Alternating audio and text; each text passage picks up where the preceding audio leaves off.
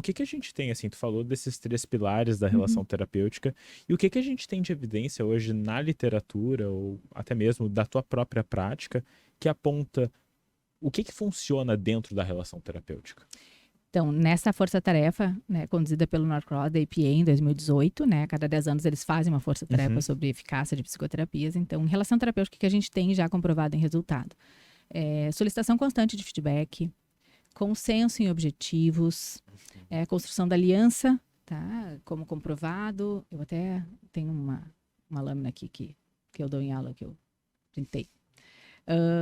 A gente tem comprovado, então, a empatia, obviamente, né? E a empatia que não é só a empatia afetiva, uhum, emocional, mas a empatia cognitiva, né? São 2 perfeito. níveis de empatia, a gente poder entender como funciona a cabeça e a gente poder sentir um pouco junto com o paciente. Então, isso é já comprovado. E o senso de colaboração, tá? Isso a gente tem pesquisa, bastante pesquisa robusta com, né, comprovada eficácia.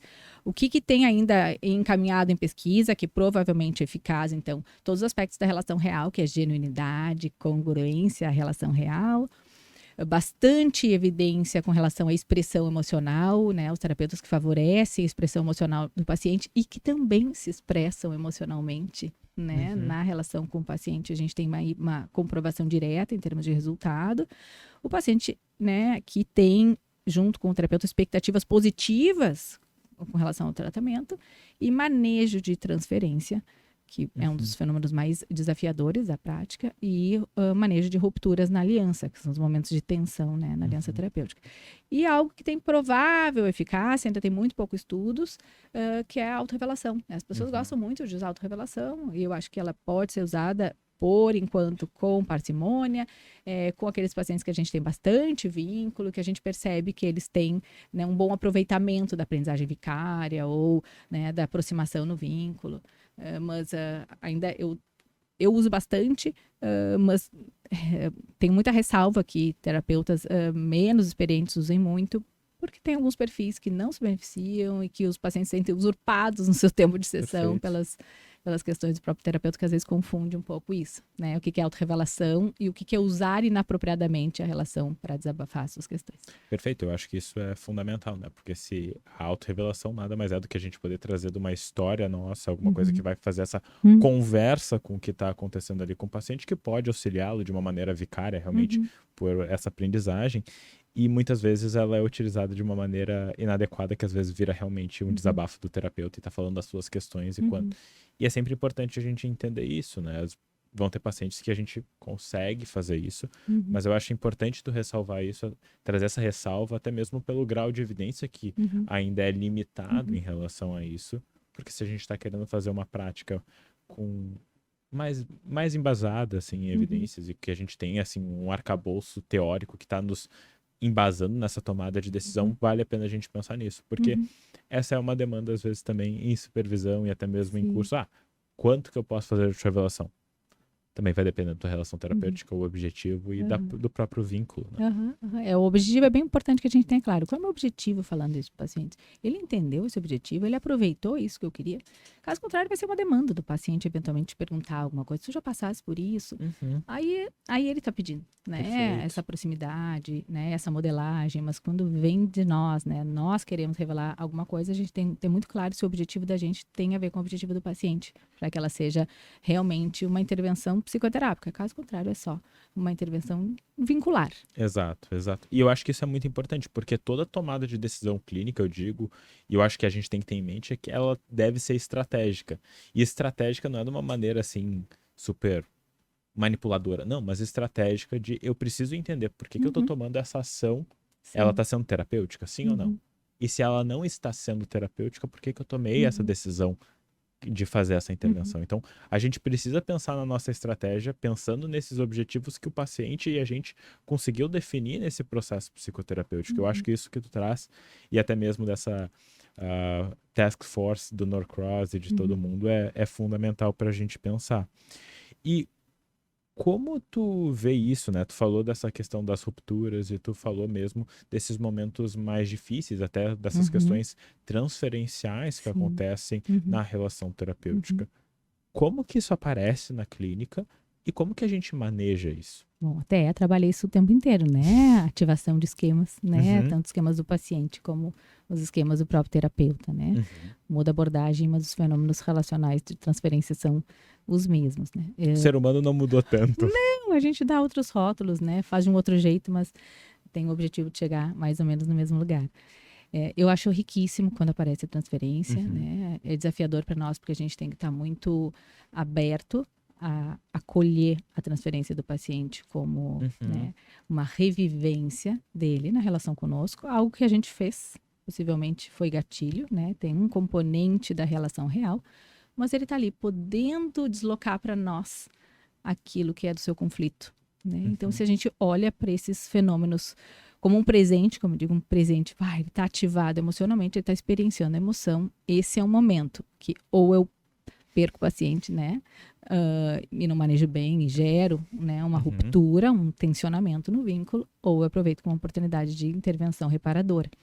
Então, eu entendo que se a gente está não defensivo, né, isso é o principal, né, quando o paciente vem de alguma forma nos atacar ou vem, né, se manifestar na sua expressão emocional, que a gente favoreça isso para que ele possa transferir, a gente observar qual é o conteúdo, qual é a experiência emocional, qual é o estilo de enfrentamento, tudo que ele está experienciando naquele momento de transferência, né, e que a gente olhe, bom, o que é meu e o que é dele, né, qual é o aspecto da relação real e o que é do conflito básico do paciente. Então, quanto mais metacognitiva nós estivermos... Pensar sobre o pensar, isso.